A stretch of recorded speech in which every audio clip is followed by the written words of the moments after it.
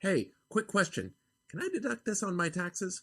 I'm John Strohmeyer with Strohmeyer Law, and this is a question I get a lot. Can I deduct this on my taxes?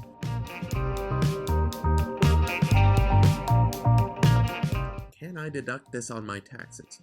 My response is usually, have you asked your CPA?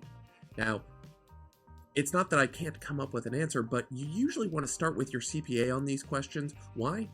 Because your CPA or your enrolled agent is going to know a lot more about your particular situation when it comes to taxes than I, as a tax attorney, will know about your particular situation. They benefit from being the ones who are going to sign that return. So it's more appropriate and it's more efficient for you to go to your return preparer, whether it's, again, a CPA or an enrolled agent, say, hey, can I deduct this? They're going to be able to look at your return and tell you a few more things. They may even suggest not deducting it or structuring it in a different way so that it makes more sense for you. The problem with me as a tax attorney, not a CPA or an enrolled agent, I don't have the context for what's going on throughout your entire return the way that the others will. And so that's why I want you to start with the return preparer before you come to me. Why? They're going to give you an answer. Best case scenario, they're going to say, sure, we can deduct that. Here's how we do it.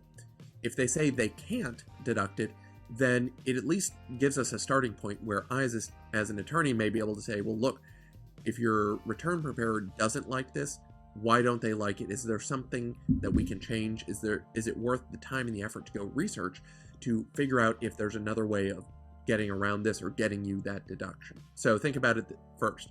If you've got a tax question of whether or not you can deduct something, start with your CPA or your enrolled agent.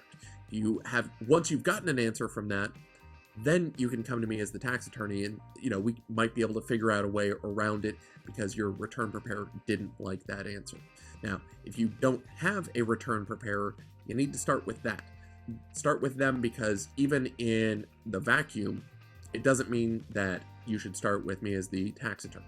So again, talk to your return preparer first. If you're using Mr. TurboTax or Mr. H&R Block, go through their software. If they have people on staff that can give you answers, go through that before you start coming to a tax attorney because, again, they're going to be able to know more about your return than I will as the attorney.